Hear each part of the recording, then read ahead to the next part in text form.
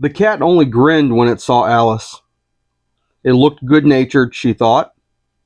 Still, it had very long claws and a great many teeth, so she felt that it ought to be treated with respect.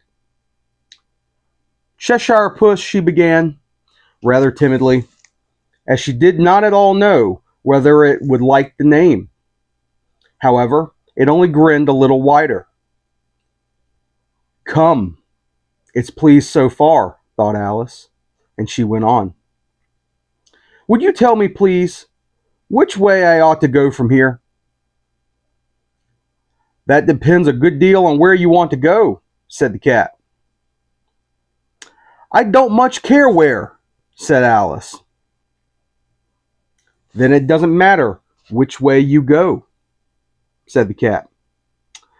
So long as I go somewhere, Alice added as an explanation. Oh, you're sure to do that, said the cat, if you only walk long enough. Alice felt that this could not be denied, so she tried another question. What sort of people live about here? In that direction, the cat said, waving its right paw around, lives a hatter. And in that direction, waving the other paw, lives a March hare. Visit either you like. They're both mad. But I don't want to go among mad people, Alice remarked. Oh, you can't help that, said the cat. We're all mad here. I'm mad. You're mad. Thank you for indulging me. I thought I would do today's video with a quick reading from Alice in Wonderland. As if it wasn't obvious, I've always been a huge fan of Alice in Wonderland. First read it when I was very young. Now that I'm in my 40s, still a fan. Though my appreciation and interpretation of the story has changed as the years have gone on. But I still love it just the same. It's one of my favorite books. It's appropriate for all ages, child and adult alike. I thought I'd speak about the cat today. You know, the Cheshire cat is a funny creature. He has sporadic appearances throughout the story to Alice, always offering advice and riddles. His bit of advice there for Alice before she meets the Hatter and the Hare at his tea party. You know, it's something you can draw upon for your own life as you read it, interpret it for yourself in your own way. You are surrounded by quote-unquote mad people all the time. People that do not share your same sentiments or your same values. People that don't think about logic in the same way that you do. People that may come to differing conclusions despite having the same data that you do. So it's important to go through life suspecting that everyone around you is a little bit mad, but not in the sense of being crazy or violent. No, think about them in the sense of they're different. They may have a different thought process. They may view the world a little bit differently.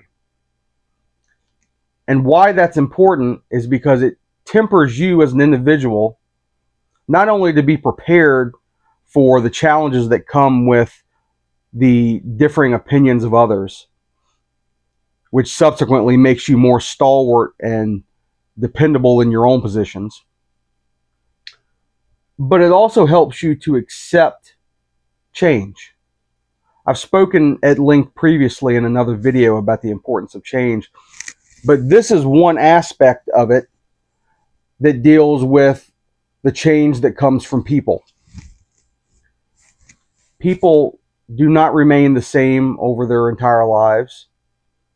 Different facets of them will grow and turn into other interests as they age. Then again, some people will stay up largely the same. You can see behind me here, I've been a Transformer collector all my life, ever since the very first ones I received as a kid. And and I need to do a video on that. My parents, they gave me, it was Grimlock and Beachcomber and Blitzwing were my first Transformers back in the very early 80s. But that's a subject for another video. It's important to remember that you're not going to meet carbon copies of yourself in life. And your thought process about how you arrive to conclusions will not be shared by others. Your immediate response to that may be anger or frustration,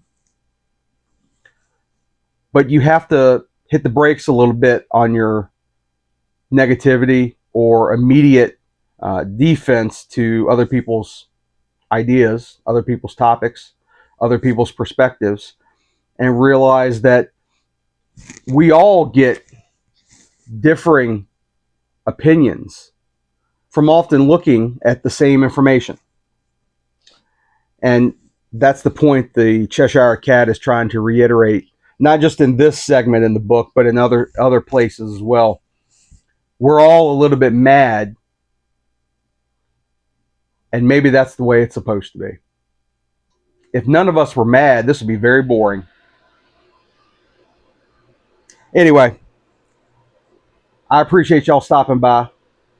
Thank you for the reading segment. It's fun for me to read to you from time to time. Anyway, y'all have a good day. Thank you for stopping by, and I'll see you again real soon.